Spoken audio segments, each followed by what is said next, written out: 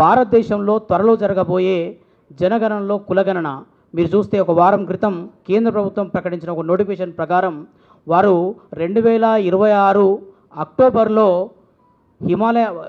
కాశ్మీర్లో, హిమాచల్ ప్రదేశ్లో, ఉత్తరాఖండ్లో ఇలాంటి ప్రాంతాల్లో జనాభా లెక్కింపులను మొదలు పెడతాం. 2027 మార్చిలో భారతదేశపు మిగతా ప్రాంతాల్లో లెక్క పెడతాం. 2027 చివరికల్లా దీన్ని ముగిస్తామని చెప్తున్నారు. మీరు చూస్తే మిత్రులారా, కనీసం ఈ ప్రక్రియ మొత్తం కంప్లీట్ చేసుకొని మనకు రావాల్సిన న్యాయపరమైన ఫలాలు దక్కాలంటే సుదీర్ఘ కాలం పాటు ఇంకొక 3 సంవత్సరాలు వెయిట్ చేయాల్సిన అవసరం ఉంది. కాబట్టి మనం అందరం కూడా ఆర్ కృష్ణ గారి నేతృత్వంలో కేంద్ర ప్రభుత్వాన్ని కూడా వాళ్ళకి ఒక గైడ్ లైన్స్ అంటే మనకి ఏ రకంగా ముందు చేస్తే వాళ్ళు చెప్తున్నారు, దీనికి ఒక సాంకేతిక పరమైన అంశాలను జోడించి ఆధారంగా డిజిటల్ పద్ధతిలో జనగణన చేస్తామని చెప్తున్నారు.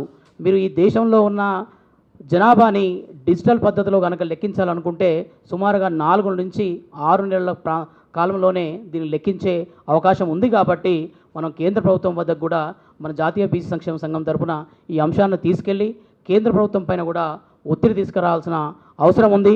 ఈ విషయాలన్నింటినీ కూడా బీసీ శ్రేణులందరికీ అర్థమయ్యే విధంగా మీరు సమావేశాల్లో తరచూ పాల్గొనే సమావేశాలలో, మీ కుల సంఘాల సమావేశాలలో, వివిధ వర్గాల సమావేశాల్లో గ్రామస్థాయి వరకు కూడా మనం తెలంగాణ ప్రభుత్వం నుంచి ఏం సాధించుకోవాలి, 42% రిజర్వేషన్ ఏ విధంగా సాధించుకోవాలి, రేపొద్దున జరగబోయే జనగణనలో కులగణనలో ఏ విధంగా మనకు న్యాయం దక్కాలన్న విషయాలపైన గ్రౌండ్ లెవెల్లో కింది శ్రేణులందరికీ కూడా వాళ్ళకి అవేర్నెస్ క్రియేట్ చేయాల్సిన అవసరం ఉందని చెప్పేసి ఈ సమావేశాన్ని ఏర్పాటు చేశాం. ఇలాంటి సమావేశాలు